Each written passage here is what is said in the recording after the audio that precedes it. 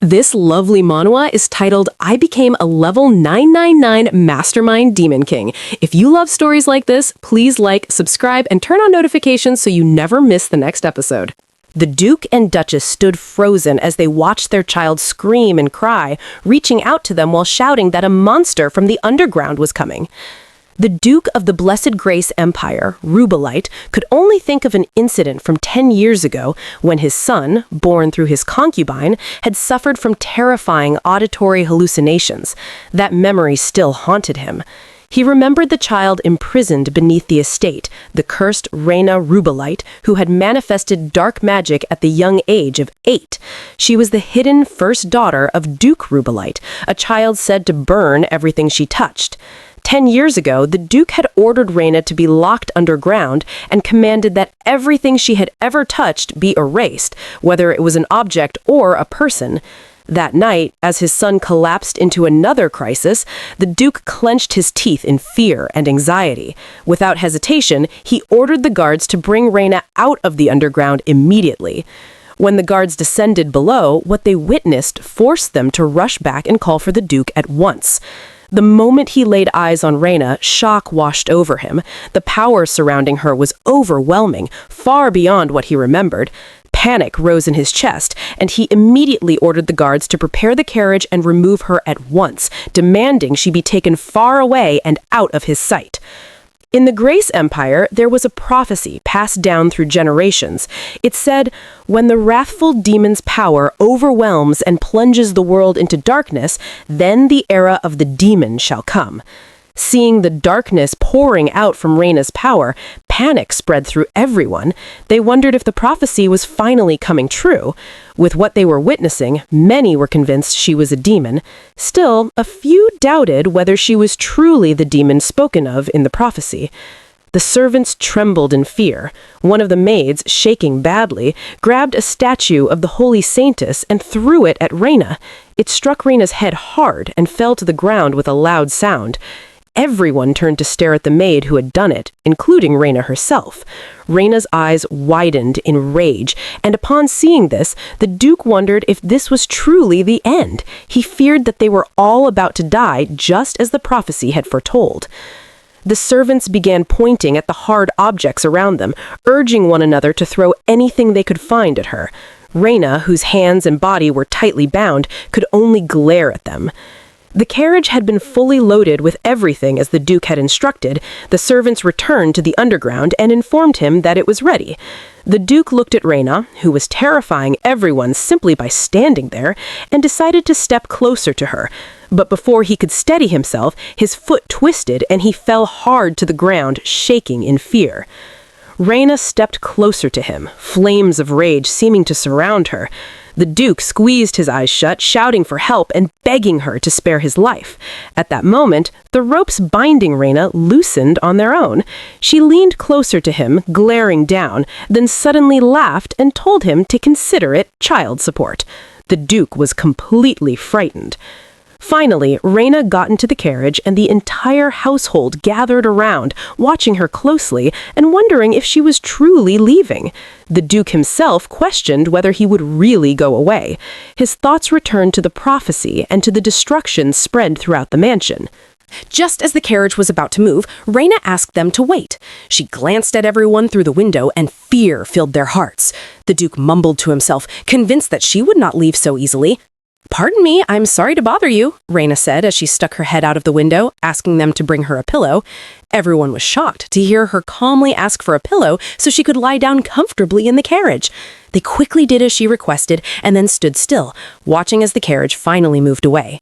The Duke and his household could not believe that she had truly left. Deep down, the Duke wished she would vanish from the world completely. Meanwhile, inside the carriage, Reina slept peacefully, resting comfortably on soft bedding and pillows, with the Saintess statue lying there on her chest. The carriage rider drove in panic, his hand shaking as he held the reins tightly. He kept mumbling to himself, reminding himself that he was only doing this because they promised him a huge reward in return. Still, fear sat heavily in his chest. As the carriage moved forward, Reina's power began to leak out from inside, filling the air with pressure. The rider felt it immediately and panicked even more.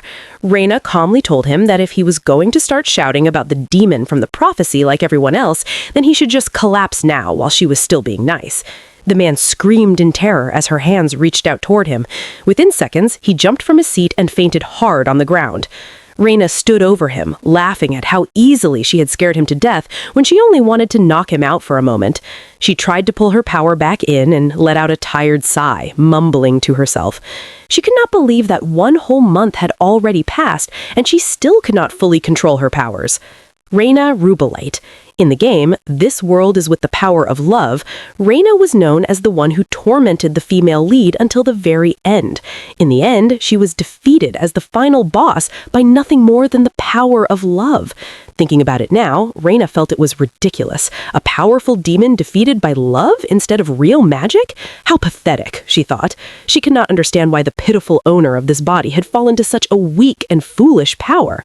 In her past life, she had been born into a poor home, surrounded by many siblings. Her parents had no money, and she was the youngest and sickest child. There was no money for her treatment, and even if there was, it would not have helped. There were no signs of recovery at all. She grew to resent God for everything. When her life was finally coming to an end, she felt relief, even though she died alone in a freezing room. At least, she thought, she would disappear forever. But after her death, she found herself standing in the afterlife. A shadow shaped like lightning appeared before her, guiding her forward. She knew at once that it was the goddess of death who had come to judge her. She called it pathetic for appearing now, instead of letting her be born with a healthy body and into a wealthy family.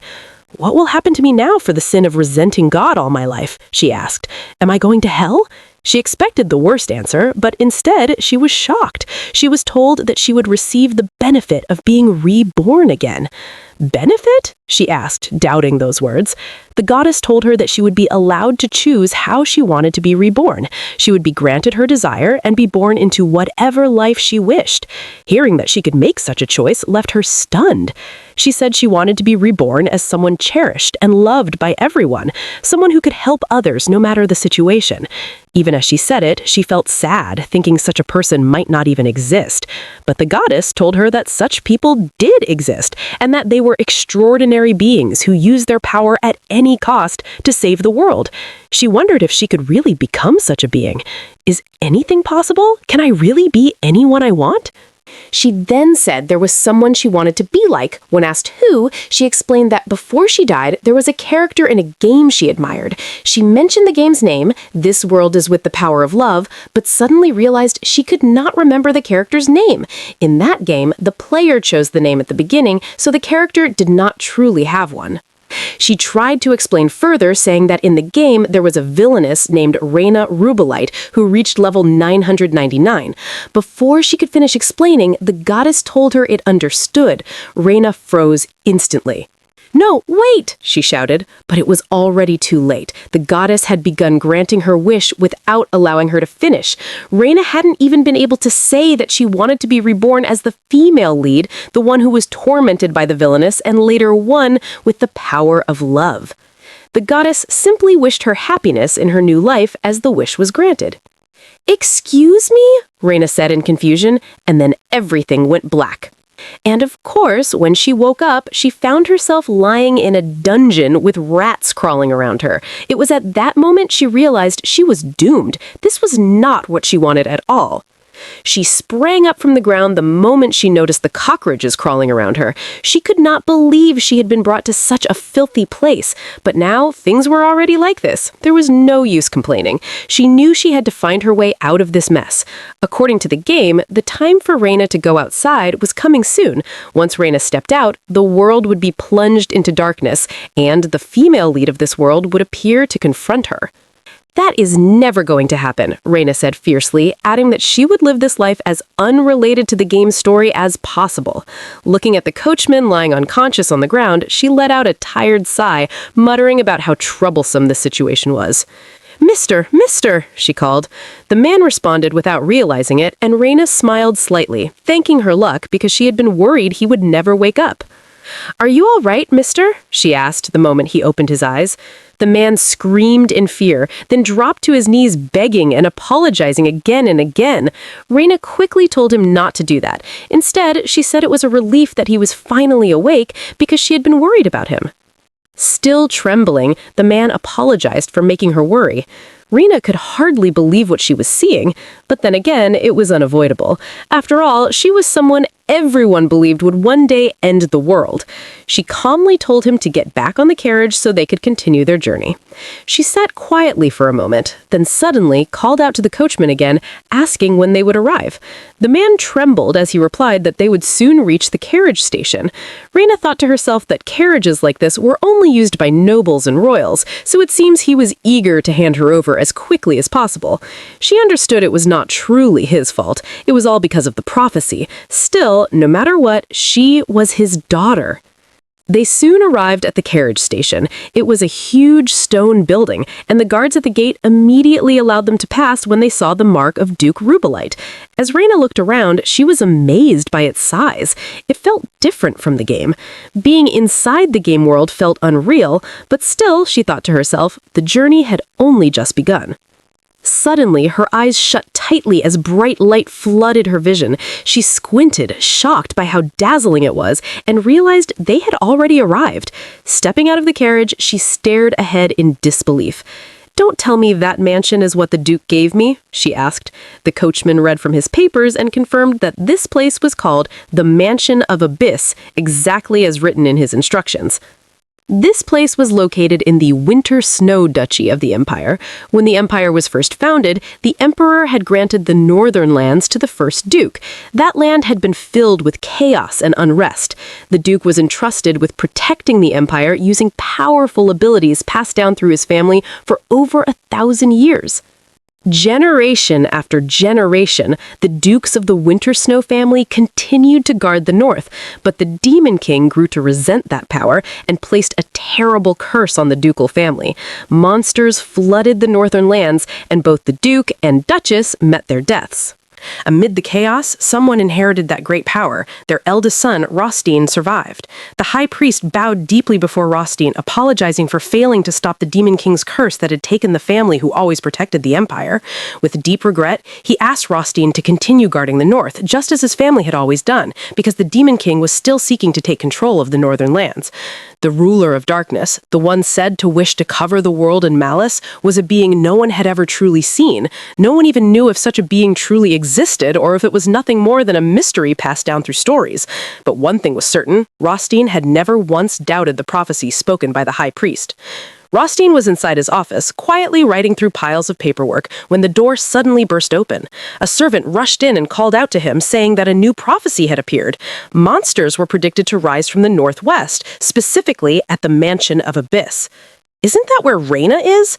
The Duke stood up at once, asking if preparations had been made. The servant reported that everyone in the barracks was already on standby, waiting for his command. "We will depart immediately for the Mansion of Abyss," Rostein said coldly, "and once again, we will eliminate them all, leaving not a single one behind." Did Duke Rubellite know about this and intentionally send his daughter to the dangerous Mansion of Abyss in the north? This is getting more interesting and troubling. Reina, on the other hand, could not believe what was happening. She spoke aloud in disbelief, saying it felt more like the Duke had sent her there to freeze to death. "That bloody Duke Rubellite," she cursed angrily. The coachman panicked at her words, and Reina was shocked when she saw him collapse once again. "Oh no, Mr. Passed Out again. I didn't realize my powers tend to go wild whenever I get angry," she said with frustration. Reina carried the man all the way to the door, but when she tried to open it, the door would not move. She squeezed the handle, only to realize it was completely frozen. At that moment, she didn't even know how to react. She was cold, hungry, and angry all at once. Still gripping the handle tightly, she suddenly noticed the ice was melting beneath her hand. Her power was slowly thawing the frozen metal. She decided to try controlling her power the same way she had done back in the castle. When she had first been reborn, she remembered crying in the dungeon because of the cockroaches and mice crawling around her. She had stopped crying the moment she heard a strange voice calling her the a demon lord and telling her to control her surroundings. She looked around but could not see anyone. Out of desperation, she gave a command using only her mind, and it worked. Thinking back to that moment, Reina wondered if she could control her power again like before. If she could, then maybe she could unfreeze the entire mansion. Gathering her focus, she finally did it. The ice covering the mansion melted away completely. She carried the coachman inside and laid him gently on a bed.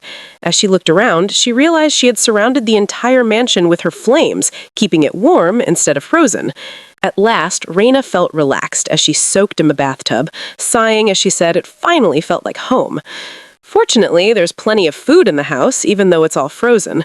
Melting it should do the trick, she mumbled to herself. After leaving the bath, she opened the wardrobe and found it filled with clothes prepared just for her. She smiled as she looked through them, noticing that the style was a bit outdated compared to what noble women wore now. Still, it was far better than the ragged beggar outfit she had been forced to wear ever since the dungeon. Just then, she heard the coachman's voice outside asking if she was inside. Reina told him to come in, and the man opened the door slowly, trembling from head to toe. She asked him if he wanted to go back home. The man nodded quickly and replied that his daughter and elderly in-laws were waiting for him back home. Reina fell silent. She knew that if he returned alive, that foolish father of hers would not let him off easily. In the game, Duke Rubellite had slaughtered all the servants who had witnessed Reina's powers. Looking at this innocent coachman, the man who had managed to bring her all the way here and would surely succeed in returning, she knew his fate was sealed. He would end up dying at the Duke's hands, and most likely his family would be killed as well. His life was already as good as dead. "I'm sorry, but you cannot go back to him," Reina said coldly, and her power began to stir once more. The coachman looked shocked. Reina told him there was no way he was leaving her alone in such a large mansion without a servant. He would stay and take care of her until someone came to rescue him. "Don't worry, I will pay you generously," she added calmly. She glanced at a golden statue of Duke Rubellite nearby, and in the next moment, its hand fell off with a heavy sound. The hand was made of pure gold. The coachman stared at it in disbelief. Reina asked if it was not enough. She also told him there was plenty of food on the first floor and that he could help himself. With that, Reina turned and walked away, saying she would continue exploring the mansion.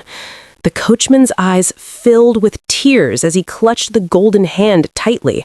He had been desperate to survive, yet she had hired him instead. In his heart, he accepted it. From that moment on, she was his lord.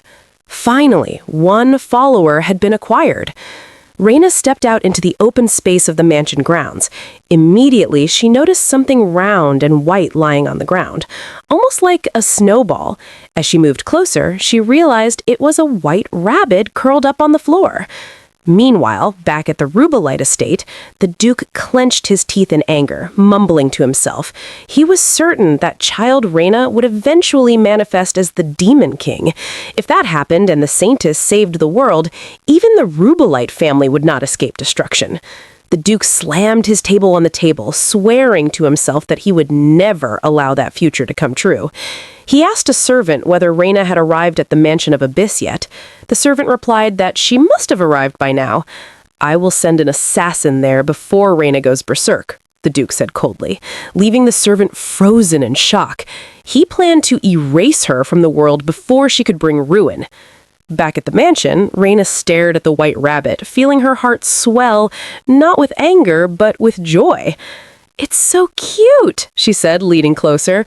The rabbit growled at her. Reina's eyes sparkled with affection, and she asked if it was growling to intimidate her. The rabbit shuffled away, clearly uncomfortable, but everything it did looked adorable to her. Before she knew it, the rabbit began to run. Reina watched happily, laughing as she said she could not believe this was supposed to be a monster. She imagined living among monsters like this and decided that being the Demon King was not so bad after all. After all, that would make her the master of all monsters, especially the cute ones like this. Suddenly, a voice spoke from behind her, asking what she was doing. Reina froze and slowly turned her head. Standing there was Rostein. The moment she saw his face, her eyes widened in surprise. "What a handsome character," she thought. "This is a monster-infected area. Leave this mansion at once," Rostein said coldly. Reina froze for a second, then pointed at him in annoyance. She asked if he had barged into my yard just to tell me to leave. I finally managed to get my own house and you're telling me to leave? One of the guards behind Rostein yelled, calling her rude. Rostein stared at her, feeling a strange sense of oppression coming from her presence. Reina confidently told him that this was her mansion and that he was the one who needed to leave. Rostein turned away, saying he was heading out to hunt monsters and that she should leave before he returned. Reina shouted back that even if he came back, there was no way she was leaving, so he should stop wasting her time. They left soon after. While walking away, one of the guards whispered that this was the first time someone had lived in the Mansion of Abyss since that person long ago. Rostine replied that it was a dangerous place and that no one should live there anymore. As they walked further away, Rostine glanced back at the mansion. At first he thought it was his imagination, but now he was certain. Why were there no snow stores surrounding it anymore? Back in the mansion, Reina was furious. She could not believe that some handsome man had suddenly appeared and ordered her to leave. The more she thought about it, the angrier she became. She wondered why she did not recognize such an important face from the game, and each time she remembered his words, her hands clenched tightly in frustration. I plan to gain economic freedom and live a quiet, retired, middle-aged life here, she complained loudly, then firmly concluded that there was no way she was leaving this place. The next day, guards returned to the mansion and showed Reina an official document. It stated that the mansion now belonged to the Duke of Rostine of the Northern Winter Snow Duchy, due to several years of unpaid taxes. According to the document, she was required to leave immediately. Reina and her servant stood frozen in shock. Did you say she wouldn't leave? Rostein asked when the guard reported back to him. The guard also informed him that the girl was a princess of the Rubellite ducal family. Rostein sighed softly and said she would surely leave once the monsters descended and frightened her. There was no need to use force. All he had to do was surround the area with guards so she would not get hurt. Monsters, you say? Unfortunately for Mr. Handsome, she was their master. That night, the full moon hung high in the sky as Rostein returned to his chamber. The moment he stepped inside, he noticed a white rabbit lying quietly on the floor. He called it Luca, speaking softly as he knelt beside it. With monsters appearing more often lately, he felt that the day of the Demon King's arrival was drawing near. He gently told Luca to hang in there, promising that he would eliminate the Demon King and lift the curse once and for all. Back at the mansion, things were still messy, but the entire house was wrapped in a thin layer of warmth created by magic. Thanks to the coachman cleaning tirelessly, the place had begun to look livable. Reina stood by the window, mumbling to herself that the real problem was the ownership of the mansion being transferred to the Grand Duke of the North. His men were everywhere, watching closely. She soon noticed that there were no fresh vegetables in the mansion at all. Deciding to investigate, she went to the market with her servant. There, an old woman told her not to expect fresh fruits or vegetables in the north. Before, the north was warm enough to grow crops, the old woman said, but now there are constant blizzards and it has become impossible to grow anything. Reina found this strange. People claim the blizzards and monsters were caused by the devil, but she knew the truth. She had been locked away for years and done nothing. So how did all this happen? Back at the Rubellite ducal estate, the Duke and the High Priest were having a meal together when the High Priest suddenly spoke, saying that the prophecy was deviating. The Duke froze and demanded to know what he meant. The Demon King should have already appeared here in the east by now, the High Priest said, leaving the Duke in shock. The priest blamed his own lack of virtue as High Priest for the situation. The Duke quickly rejected that idea, saying there had to be another reason. Could it be possible for the Demon King to appear in the north, or the south, or even the west? At that moment, a servant rushed in and announced that the Duke of Winter Snow had arrived. He had come to request food supplies for the north and also wished to ask about the young lady. The Duke's eyes widened in shock, while the High Priest silently watched. Rostine sat in the living room with the Duke and the High Priest, calmly explaining that there was a serious food shortage in the north. He said he had come to ask the Duke of Rubellite for food support. The Duke wore a clearly dissatisfied expression, while the High Priest smiled gently and said that the lack of food in the north was also their concern. The eastern region has many grain fields, the High Priest said, so it would be good for us to support them. The Duke nodded and agreed. Rostine then spoke about the blizzards, saying the residents were suffering greatly because of them and that, for their sake, he hoped the blizzards would stop. The High Priest looked surprised and said he felt sorry for the people when he thought about it. However, he added that stopping the blizzards would put his younger brother in danger. It would be hard to maintain his body without the blizzard, the high priest said. Rostine fell silent. His thoughts drifted to Luca. The high priest then looked at him with a strange expression and asked what he thought about the young lady. Rostine did not know how to answer. At the same time, Duke Rubellite looked completely shocked. I feel like this high priest knows something, because why wouldn't he? This man gives prophecies, right? Something felt wrong. It was hard not to feel that the high priest knew more than he was saying. After all, he was someone who dealt in prophecies. As soon as Rostein returned to the north, the people gathered around him because of the food he had brought. He ordered the guards to distribute food potions to everyone, and they followed his command. The elderly people bowed in thanks, their eyes filled with relief. However, when it was turned to Veronica, her expression twisted in disgust as she looked at the grains mixed with soil and gravel. "Are you really giving this to people to eat?" she asked loudly. Some people quickly tried to silence her. The guards warned her to watch her mouth and accept what the East had provided. Her father stepped in and told her that they should be grateful to the Duke. "I can't live like this anymore," Veronica said sadly. "I might have to leave the North." With that, she turned around and ran off. Her father called after her, but she did not stop. Reina watched quietly as people whispered among themselves, saying that Veronica used to grow high-quality crops and must be truly heartbroken now. Reina turned to her servant and told him to wait for her. She needed to talk to someone. Before he could even respond, she had already run off. At the same time, Rostein noticed someone running in the distance. When he realized who it was, his expression darkened. That was Reina Rubellite. He immediately remembered the words of her father, who once said she was not his daughter, and whether she starved or froze to death was none of the Rubellite family's concern. The Duke warned Rostein to be careful around her, claiming that Reina had shallow behavior and was a vicious woman. Looking around the mansion of Abyss, Reina discovered a patch of land that had clearly been used as a field in the past. Although the land was frozen now, she realized it was her power that kept the mansion warm. So wouldn't it be possible to use this land again, she thought to herself? Determined, Reina went after Veronica and called out her name.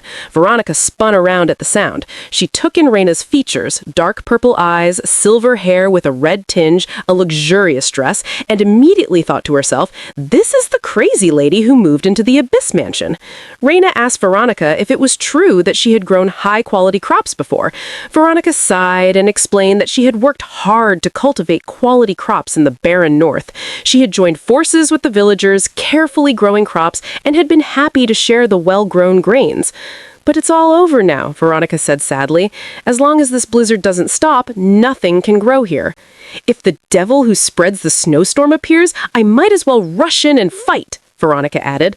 Reina shook her head and told her that no matter how much she tried, the snowstorm wouldn't stop on its own. Then she suggested something new. Growing crops in a greenhouse. Veronica's eyes widened. How is that even possible? We can't maintain the temperature, and there isn't even enough firewood to keep the house warm. Reina smirked confidently. Don't worry about that, she thought to herself, that her power could easily handle it. Meanwhile, the guards reported to the Duke that rationing had been completed, and he praised them for their efforts. Rostein, noticing the direction Reina had gone, decided to follow. His knight asked where he was going, and he replied that he was going to see the young lady again because he needed to warn her. When they arrived, Reina appeared to have startled Veronica, who had fallen to the ground, trembling in fear. Just then, Rostein arrived with the Duke right behind him. The knight quickly asked Reina if she was harassing Veronica. Rostein glared at her coldly. Reina tried to explain, but the Duke interrupted her, saying he would take her back to the mansion of Abyss, a place she would soon be forced to leave. On the carriageway home, Rostein and Reina sat across from each other. A tense silence hung in the air until Rostein finally spoke. "I would have definitely asked you to leave the mansion," he said calmly. Reina wore a strange expression. Déjà vu, she thought. Even in her previous life, they had been scolded by landlords. This time, she concluded firmly, I'll buy my own house no matter what. Didn't I say I'll buy back the ownership of the mansion? Why are you refusing to sell it? Aren't you short of money? She asked sharply. Rostein shook his head. That place? It's where monsters appear during blizzards. It's not suitable for a young lady like you to live in. Reina's eyes narrowed, and she muttered to herself, He's treating me like I know nothing about the world. Then she spat out proudly in her mind, I'm the devil, you fool. Trying to tease him, she smiled. The saintess will appear and save the world. I believe in her. I don't believe in the Saintess or anything like that, Rostein replied, his tone cold. Reina blinked, surprised. Why doesn't he believe in the Saintess? The devil hasn't fully appeared yet, but its power is already showing. Meanwhile, the Saintess only exists in prophecy. No one really knows if she will appear. I cannot rely on superstition to protect the North. Reina couldn't help thinking to herself that this character was making her forget what the game had been like.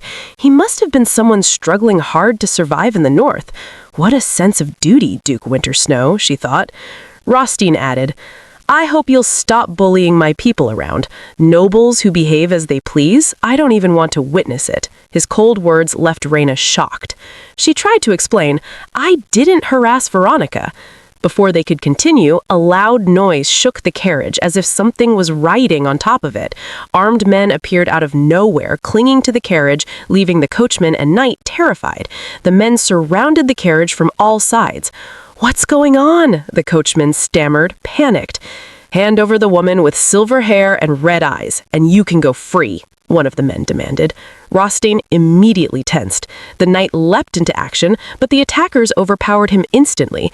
Just as one of them was about to strike, the Duke appeared, striking one of the men high into the air. The rest froze, eyes wide with shock.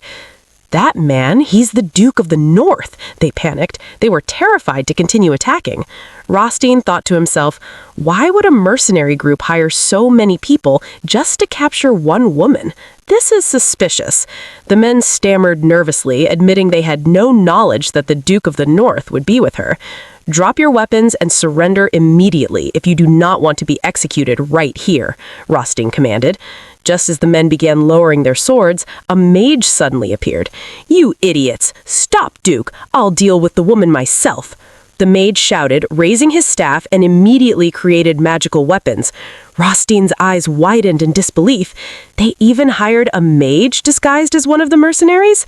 The mage muttered strange, unfamiliar words. Sharp daggers shot toward the carriage, slicing through the air with deadly speed.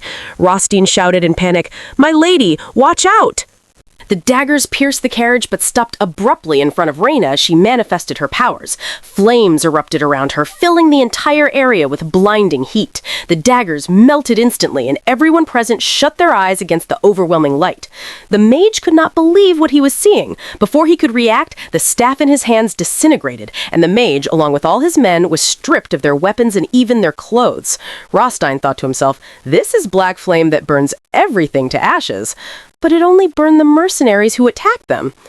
Duke Wintersnow, you made it look like I tormented Veronica earlier, Reina said, stepping out of the carriage, black flames swirling around her. She looked at Rostein coldly. I didn't harass Veronica. I only showed her the kind of magic I use. The mage stared in shock, thinking to himself that he had been contracted to kill a young girl, but they hadn't mentioned she used black magic exactly like the Demon Kings. I hope you will clear up the misunderstanding for me, Reina added, stepping closer. Rostein was too shocked to speak. The only thing he could think to do was raise his sword and point it at her. Before that, you must give me a convincing reason why you are using such ominous black magic, he shouted. Reina froze at his words. Of course, anyone in his shoes would demand an explanation. Meanwhile, Veronica was still amazed by what she had witnessed. She couldn't stop thinking about the black flames that had suddenly engulfed her. Her family panicked when they saw her riding off suddenly on horseback. Her father shouted helplessly, She's running away like this! But her mother calmly said, She isn't running away, she's going to the crazy lady's Mansion of Abyss.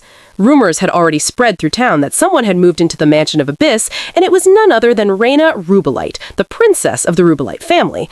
From that day on, people called her the Crazy Princess.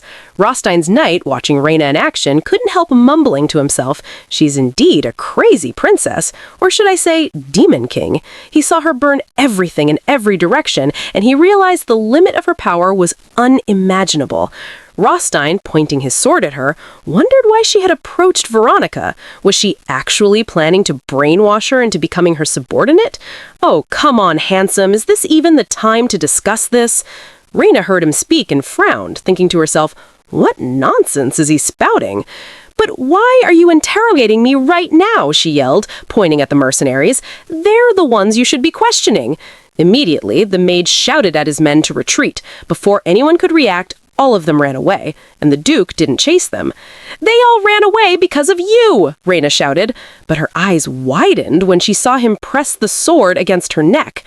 Rostine spoke fiercely. "There is no wizard in the world who can use black magic. This isn't something that can be passed down or learned." "So, are you saying that I'm the Demon King just because I use black magic?" she asked, angrily. Reina knew she had to deny it as much as possible, even though she had mentioned the Demon King herself. Her expression softened, looking pitiful. "Whether I learned black magic somewhere else or not, I didn't attack them first. They did." Rostein was left speechless. He thought to himself, the power she displayed was undoubtedly that of the Demon King, yet her appearance was completely different from what he had imagined a Demon King would look like. "There is only one way to find out," Rostein said finally. He explained that his parents, the late Duke and Duchess, had died because of the Demon King's curse, and he was the only one who survived. He withdrew his sword and told her to attack him. As someone who survived the Demon King's curse, I should be able to tell if she is the Demon King or not. Reina hesitated. How is he expecting me to attack him? Then a voice inside her mind whispered that she should kill him. This is the perfect opportunity. Her eyes sparkled at the thought. If she kills him now, she'll become the owner of the house without any disturbance. Just as she was about to act, the coachman stepped between them. "Why are you having such a misunderstanding?" he asked firmly. "Even though my lady's powers were frightening at first, she provided hot water and kept the mansion warm," he explained, leaving the knight shocked. He bowed to Rostein. "Even if she is the Demon King, she has become a reformed, good Demon King." Reina smirked. "Wait a second, you think I'm the Demon King too?" she asked the coachman teasingly. At that moment, Veronica appeared on her horse, calling out, "What on earth is going on?" Back in an alley, Duke Rubellite watched as his knights slaughtered all the mercenaries who had fled back to him. "We took care of all the mercenaries except one wizard who escaped," the knight reported. Duke Rubellite panted, frustrated. "I should have sent an army instead," he muttered. His knight bowed. "If we did, rumors would have spread, my lord." "Rumors?" the Duke asked sharply, standing up. "It's better that they spread rumors instead." He commanded the knight to spread the word to all mercenaries and knights in the kingdom. The Demon King had appeared in the mansion of Abyss in the northwest. This man is really evil. I understand that his daughter is the Demon King, but don't parents do everything to protect their kids? The misunderstanding about the princess bullying Veronica was cleared up thanks to Veronica's explanation. Looking at the Duke Rubellite's statue at the center of the mansion, now missing its hand, Rostein wondered if Reina's move to the north was because of a conflict with her father. "Huh, the first Duke of Rubellite's wrist has been severed?" The knight panicked. The coachman then took the visitors on a tour of the mansion, showing them how hot water flowed instantly whenever they turned it on, and how the mansion's temperature was maintained at a constant 24 degrees, all thanks to Reina's magic. They all looked around in awe. Rostein turned to her. "Have there been any monsters since you moved in, and did you handle them?" "If you mean intruding monsters, there is one. A very cute one at that," she said, smiling. Rostein blinked, confused. "Small and cute?" Reina led him to the garden and pointed at the white rabbit. "It comes to the house every day," she explained. Rostein was completely shocked to see that she was referring to Luca. In the east, the high priest, after consulting the statues, was interrupted by a servant. News had arrived about a rumor circulating among the mercenaries. A Demon King had appeared in the northwest. The high priest was instantly shocked. "This is different from the prophecy," he said, ordering his servants to investigate and check if it was really worth pursuing. Reina touched Luca softly, telling Rostein that it seems the monster liked it here because it was warm. "Monsters can't be this cute," she added with a small smile. Rostein thought to himself, Luca isn't a monster. Luca's body was made of snowflakes because of the Demon King's curse, yet he didn't melt in this temperature. He couldn't believe she had the ability to generate warmth while keeping Luca's body unharmed. "Princess?" he called out. Reina turned to look at him, and before she knew it, he drew his sword and swung it as if he was going to slaughter her. She immediately shut her eyes. Rostein froze, then explained, "I didn't intend to kill you. I thought you would reflexively counterattack." "What? You still think I'm the Demon King?" she asked, her voice sharp. "Stop it already. I'm just a wizard who handles fire well." Rostein sighed. I can't believe that just yet. Until I clear my doubts, I can't return full ownership of the mansion. Since the safety of the North is my responsibility, I'll find out who hired the mercenaries and attacked the princess. Reina thought to herself, I already know who that is. Since arriving at the mansion, Reina had noticed quite a lot of people who wanted to kill her, but she hadn't even given them the chance to enter the mansion before eliminating them. She thought to herself, if there's one thing that Duke overlooked, it's that a living being with a killing intent cannot survive inside my mansion. That's why he kept sending attackers. She concluded he should consider it his stroke of luck that he tested her without any real killing intent. Back in town, gossip spread like wildfire. At every corner, people whispered about how the crazy princess had moved into the mansion of Abyss. The wizard who had escaped the Duke's army and was hiding overheard some men talking about how the Rubellite daughter had ended up in the North and nobody knew why. The wizard thought to himself, the power I witnessed is definitely that of the Demon King. So does that mean the Rubellite family found out their daughter is the Demon King and tried to hide it? He smirked, leaving the place. This information will surely make me a lot of money, he thought. Back at the Abyss Mansion, Reina had already begun stabilizing the greenhouse temperature. She turned to Veronica and asked, Is the temperature okay? Veronica checked carefully and nodded. It's sufficient for the crops to grow, she said.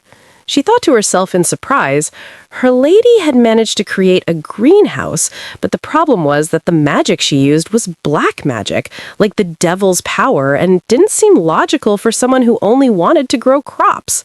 There's no way she'd be the devil, right?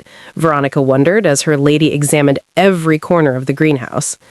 Back in the east, the high priest stood by the window, his expression cold.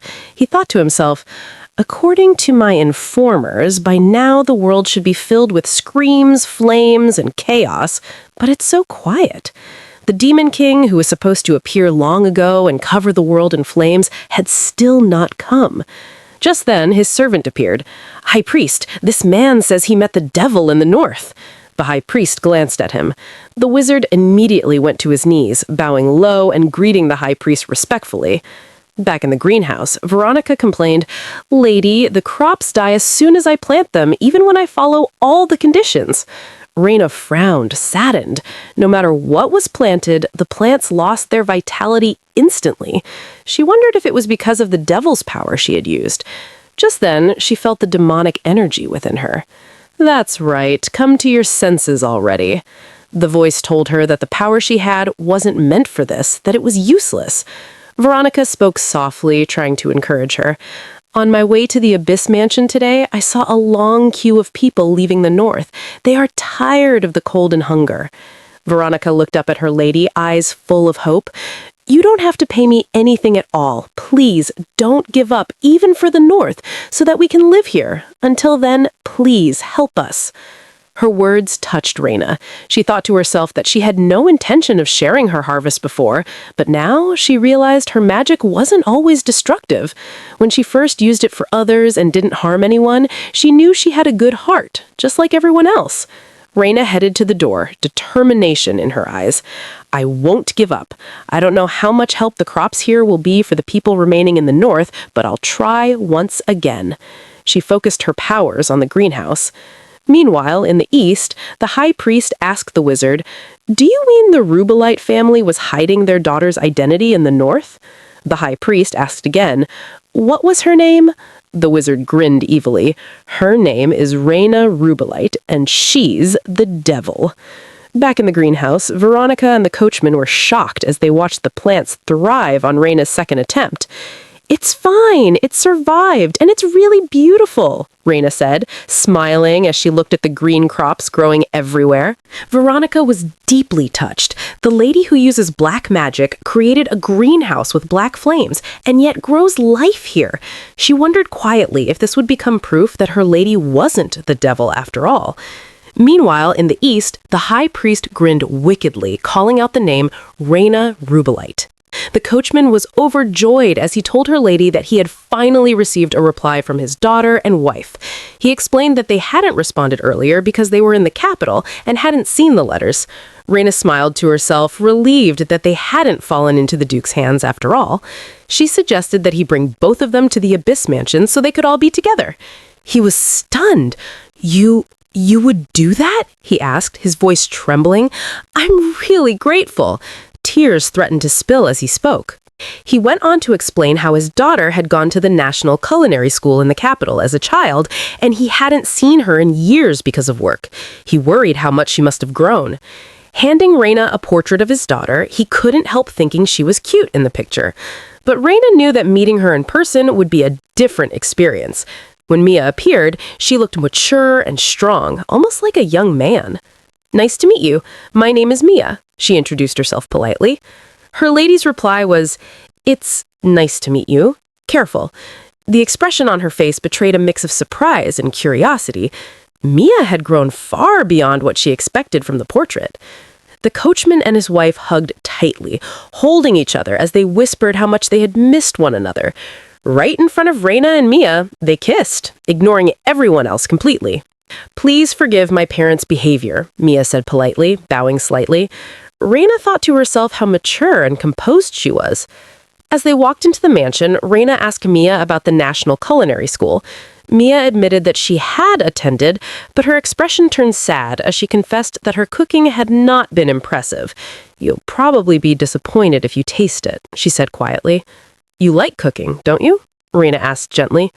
"Yes, I like it." Reina smiled warmly. "That's fine. I'm having beef jerky right now anyway, so I'm not picky. Why don't you become my chef?" Mia's eyes widened. I'll try my best." When Mia saw the fire in the kitchen, she froze. She had never seen black fire. "It's magic fire," Reina explained casually. Mia tilted her head. "You're not a devil, are you?" Reina chuckled, smiling at her straightforwardness. Leaning in slightly, she whispered, "As long as you cook well, I won't destroy the world." Mia grinned nervously. "Don't get your hopes up too much." When the meal was finally served, Reina was surprised at the perfectly shaped dishes. She dug in carefully, thinking to herself that this was her first time eating a different type of meal since arriving in this world. She had decided to try, no matter what. The moment the flavors hit her tongue, her eyes widened in shock. Mia called out nervously, "Is something wrong?"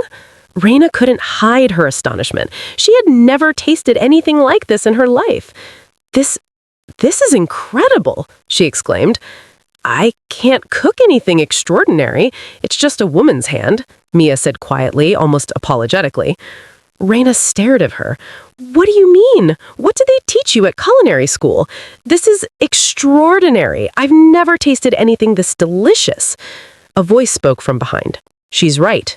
It was Rostein's knight, who had also been quietly eating a bowl and now had tears streaming from his face. "This dish, it's so delicious. It makes me so happy. I'm crying." Reina looked at him in surprise. "Why are you even eating here?" she asked, bewildered. Before they knew it, Mia began to cry. This was the first time anyone had given her such heartfelt praise. "They always said women can't make meals fit for nobles. I was only told to go back home," she sobbed. Reina placed a gentle hand on her shoulder. "Listen carefully. Here, you can cook whatever you like. All you have to do is tell me the ingredients, and I'll get them for you." Tears filled Mia's eyes as she softly whispered her thanks over and over.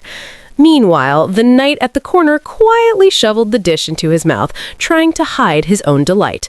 Far to the east, the wizard was instantly turned to ice as he delivered his information to the high priest. Duke Rubellite looked shocked, but the high priest's expression was colder and more unforgiving than ever as he approached. "There are a few things I need to hear from the Duke himself about his daughter, Reina Rubellite," he said, his tone icy. This looks scary. What would the high priest do if he finds out the truth? Stay tuned and watch for the next part. This is where this part of the story ends. If you love this story and you want us to continue, please comment the protagonist's name, Reina.